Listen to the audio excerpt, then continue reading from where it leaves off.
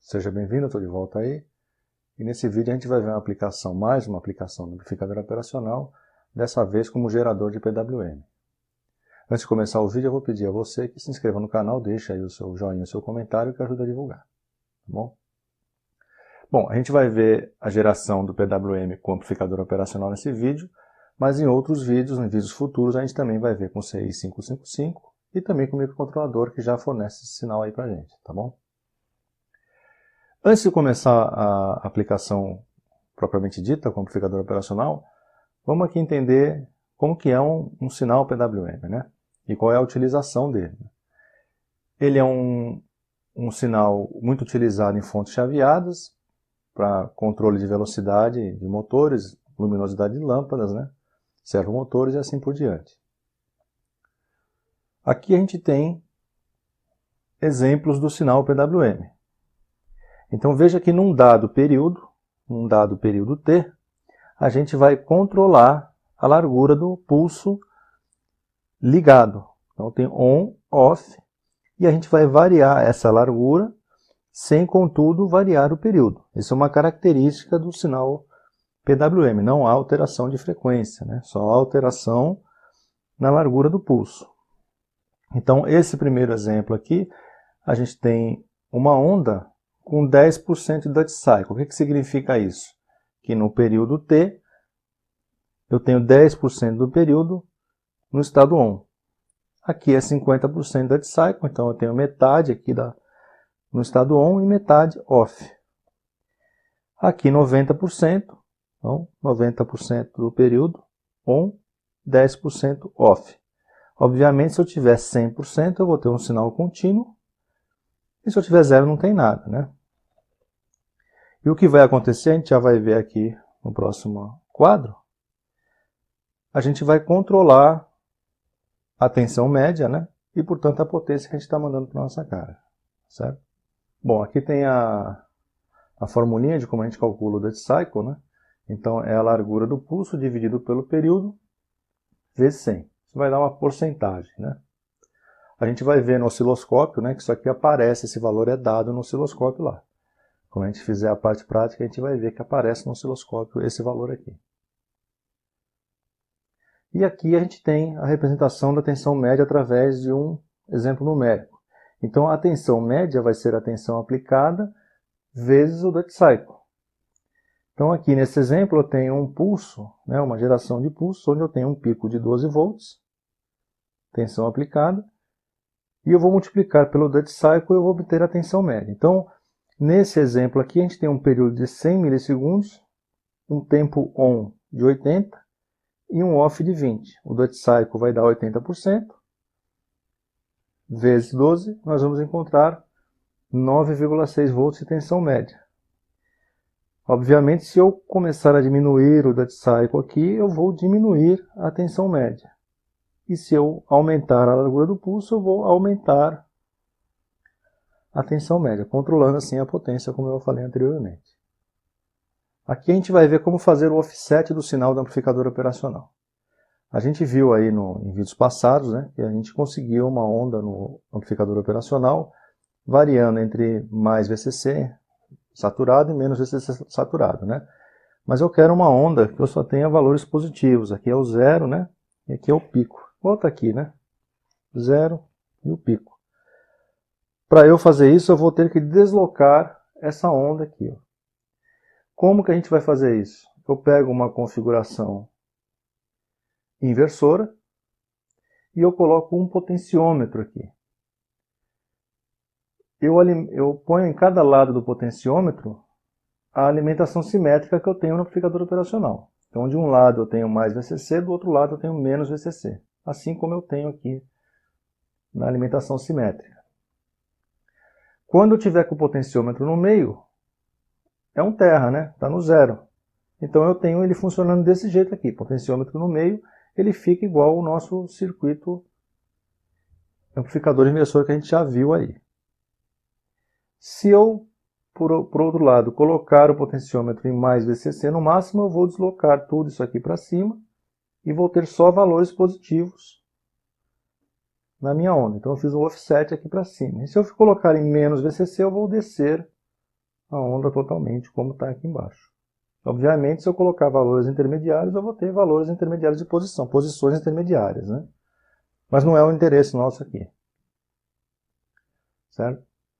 Bom, no quadro anterior a gente viu como a gente fazia para fazer o offset do sinal. E aqui nós vamos ver com um comparador como que a gente faz de fato o nosso sinal PWM, como é que a gente gera o sinal PWM. Então eu vou ter aqui o nosso amplificador operacional configurado como comparador.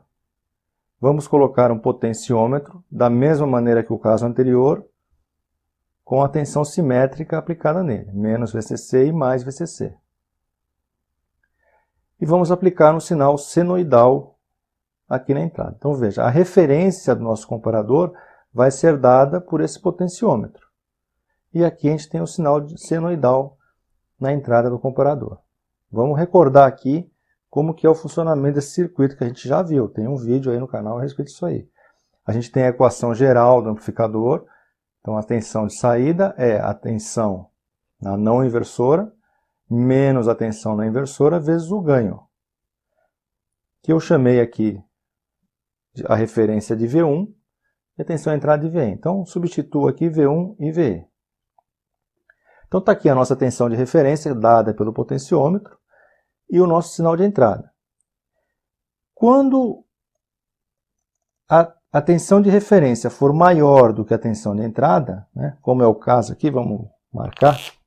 Então nesse trecho aqui, ó, a tensão de referência é maior, tem um valor maior do que a tensão de entrada. Então esse número é maior do que esse, eu tenho um valor positivo dentro do colchete e eu vou saturar positivamente o dispositivo. É o que está aqui. A partir do momento que a onda vai para a corcova aqui, a tensão de entrada está maior do que a tensão de referência. Então, essa tensão que tem o sinal de menos aqui ficou maior do que a tensão de referência. Número negativo no colchete vezes o alto ganho, saturação negativa. Então eu volto aqui a ter a tensão de entrada menor do que a tensão de referência. Tensão de entrada menor do que a tensão de referência. Esse valor aqui vai dar positivo dentro do colchete e eu vou ter saturação positiva, né? Mesmo aqui na fase negativa, né, no ciclo, no semiciclo negativo, esse menos do sinal com esse menos vai dar mais. Então, esteja eu nesse pedaço aqui, ou no semiciclo negativo, ou nesse pedaço, eu vou ter um número positivo aqui dentro, certo? E aí eu saturo positivamente o dispositivo. E vai acontecer tudo de novo, né? É muito fácil perceber aqui que se eu variar a tensão de referência através desse potenciômetro, né, se eu subir e descer essa linha azul, se eu subir eu vou deixar esse pulso aqui mais estreito. Conforme eu vou subindo, eu vou estreitando o pulso. E conforme eu for descendo, eu vou alargando o pulso. Está feito aí o nosso PWM, só que ele está com valores positivos e negativos. O que a gente vai fazer é acoplar esse circuito no circuito que a gente viu anteriormente para que a gente desloque, faça o offset desse sinal e só tenha valores positivos. É o que a gente pode ver aqui, o circuito completo, né? Então aqui eu tenho o comparador, que foi esse que eu acabei de explicar. Na sequência a gente tem o circuito de offset, certo? Então na saída do comparador eu acoplo o circuito de offset e desloco a onda para cima. E aqui tem um exemplo de uma aplicação de carga, né? Então na saída do nosso offset, circuito de offset, a gente vai ter um exemplo aqui de uma aplicação de carga. Você polariza o transistor direitinho aqui, você vai colocar uma carga aqui, e a gente vai ver em vídeos futuros a função desse diodo aí, embora muita gente já saiba, né? A gente vai ver mais detalhadamente. Então, recapitulando, Vamos dar um exemplo aqui de uma lâmpada, né, para ficar fácil, de um LED aí, para ficar fácil de entender.